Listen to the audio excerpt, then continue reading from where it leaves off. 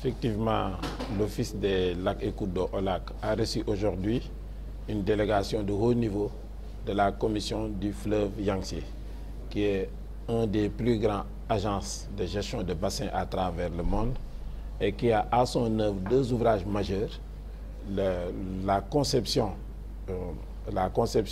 du barrage des Trois Gorges, qui est le plus grand barrage hydroélectrique au monde et le plus grand ouvrage de génie civil au monde, mais aussi du plus long transfert d'eau, à savoir le transfert d'eau du sud au nord en Chine sur 1400 km.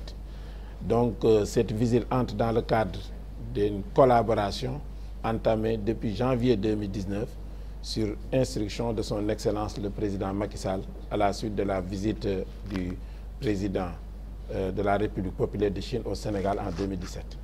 Donc nous travaillons depuis lors sur l'instruction et la préparation du préfet de l'eau. Aujourd'hui, on peut dire que ces travaux d'instruction et de préparation sont en phase d'achèvement pour le démarrage des travaux dans les plus brefs délais. Mais aujourd'hui, cette visite de haut niveau est sanctionnée par la signature d'un mémorandum d'entente pour la collaboration entre nos deux structures, à savoir l'Office des lacs et cours d'eau du Sénégal et la commission du fleuve Yangtze dans la République populaire de Chine.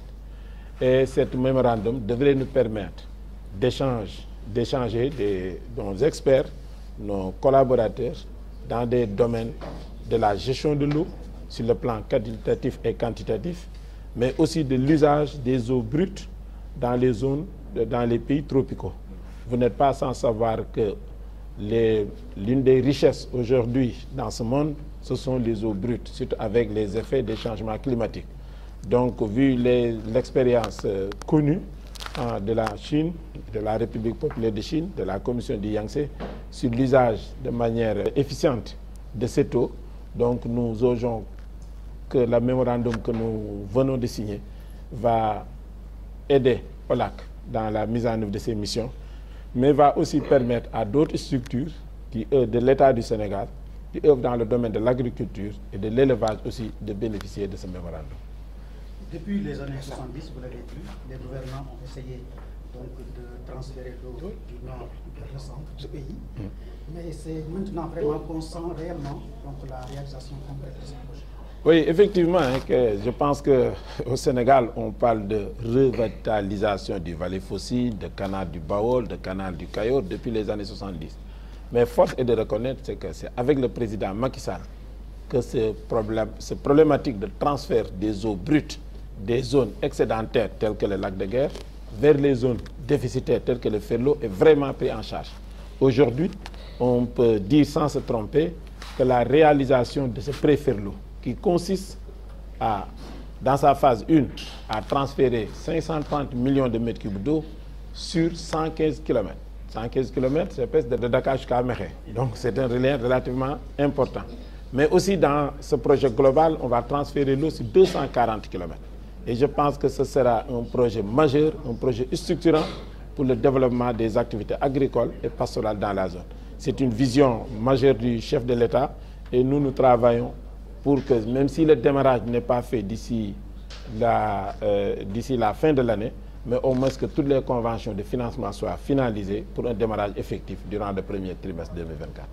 今天来，我们主要是贯彻我们国家“一带一路”倡议，加强我们塞内加尔在水利方面的深度合作。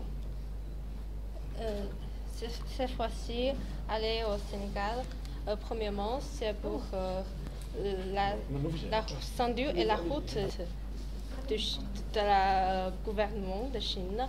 Et deuxièmement, c'est pour renforcer le projet de préfecture. Et vous travaillez avec l'OLAC depuis quelques années, avec des experts chinois sur le projet Préferlo. Dans quel cadre vos techniciens vont intervenir dans ce projet? 现在已经7年跟OLAC 工作了，你们感觉在塞内加尔跟OLAC 合作的怎么样？然后有什么想法？我们实际上这个项目非常重要，我们前期工作应该开展还是比较顺利的。那么在今后的这些工作中，我们可能要进一步加强交流合作，把这个项目做得更好。Je pense que ces dernières années, nous avons une très bien coopération avec OLAC. Et ensuite, je ferai, on va une meilleure collaboration avec OLAC. Oui. Et cette collaboration est sanctionnée aujourd'hui par la signature d'un mémorandum.